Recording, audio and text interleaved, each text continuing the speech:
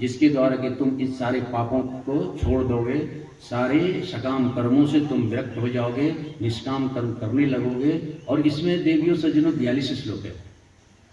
मैं जल्दी में जाऊंगा क्योंकि इसको हमको बताना नहीं है, सिर्फ बता देना कि 4 श्रीमद् भगवद गीता का क्या है, ज्ञान योग। और इसमें भगवान ने बताया कि ये जो योग है, ये योग हमने तुमको सिर्फ नहीं बताया अर्जुन, तुम ये कंफ्यूज मत हो जाओ। मैंने योग तो विवस्वान सूर्य देव को बताया। इदम विवस्वते योगम प्रोक्तवान अहम अव्ययम विवस्वान मनवे प्राह मनु इच्छवाहकु अप्रवीत।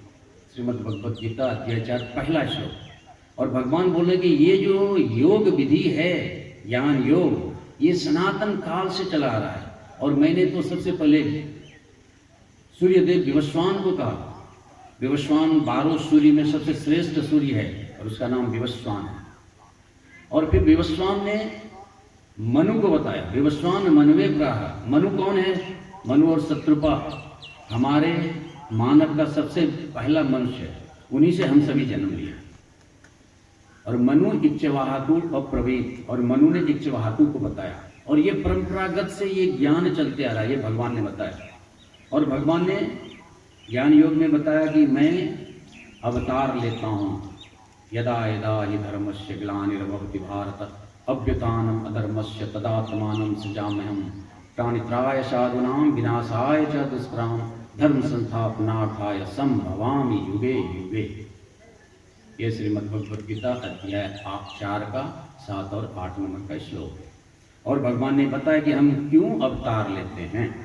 और उसमें रामचरितमानस में भी राम ने क्यों अवतार लिया इसका वर्णन है। और कृष्ण ने भी बोला कि मैं क्यों अवतार लेता हूँ, तो यदा यदा ही धर्मस्य ग्लानिर्भवति भारत। इसका अर्थ आप लोग सब समझते हैं। फिर इसके आगे भगवान बता रहे हैं कर्म क्या है, अकर्म क्या है। ये बहुत इंपॉर्टेंट है। कर्म क्या है, अकर्म क्या है। तो कर्म 3 तरह का, अकर्म और विकर्म, नित्य कर्म, नैमित्तिक कर्म। तो ये सारी बातें बताई हैं, वो आज हम बताएंगे नहीं, सिर्फ हम एक झलक दिखा रहे हैं। फिर भगवान ने बोला कि 12 तरह के यज्ञ होते हैं। श्रीमद् भगवद गीता अध्याय 4 में भगवान ने 12 तरह के यज्ञ का वर्णन किया है। और यज्ञ का मतलब होता है त्याग, यज्ञ का मतलब होता है आहुति, यज्ञ का मतलब होता है उत्सर्ग, यज्ञ का मतलब होता है बांटना। अभी ध्यान देना देवियों सज्जनों, यज्ञ में हम क्या करते हैं, जौ लेते हैं, जौ, और उसको मिलाते हैं हम घी में और उसको यज्ञ के अग्नि में डालते हैं। तो जौ जो है वो सकाम कर्म का प्रतीक है और घी जो है वो निष्काम कर्म का प्रतीक है।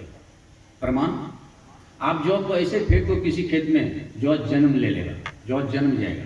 इसी तरह से हमारे हृदय में सकाम कर्म क्या है, जिसके पीछे इंद्रियां भागती हैं, काम क्रोध लोभ मोह, अपने आप जन्म लेता है। हम कहीं ट्रेनिंग लेने नहीं जाते हैं काम के लिए, क्रोध के लिए, लोभ के लिए, मोह के लिए, लेकिन स्ट्रेस फ्री लाइफ जीने के लिए हम ट्रेनिंग जरूर लेते हैं। क्रोध नहीं करना है उसके लिए हम ट्रेनिंग लेते हैं, सत्य बोलना है उसके लिए हम ट्रेनिंग लेते हैं। लेकिन झूठ बोलने के लिए कोई ट्रेनिंग लिया आज तक? चोरी करने के लिए किसी ने ट्रेनिंग लिया? ईर्ष्या करने के लिए ट्रेनिंग लिया? नहीं, क्योंकि ये जौ है और जौ को आप किसी खेत में फेंक दो तो जौ जन्म जाएगा। तो जौ भारी है, सकाम कर्म है। और घी क्या है, निष्काम कर्म है। घी अपने नहीं बनता है, घी बनाने के लिए बहुत मेहनत करना पड़ता है। दूध को उबालने का, फिर ठंडा करने का, फिर मथने का, फिर उसका मक्खन निकालने का, फिर गर्म करने का, तब जाके घी बनता है। इसी तरह से निष्काम कर्म करने के लिए बहुत मेहनत करना पड़ता है आदमी को। कर्म योग में जाना पड़ता है, भक्ति योग में जाना पड़ता है, ज्ञान योग में जाना पड़ता है, निष्काम कर्म को समझना पड़ता है, यज्ञ को समझना पड़ता है, ज्ञान को समझना पड़ता है, तब निष्काम कर्म जिंदगी में आता है। इसलिए जब यज्ञ करते हैं तो जौ को अकेले हम घी में, अकेले आहुति में नहीं डालते।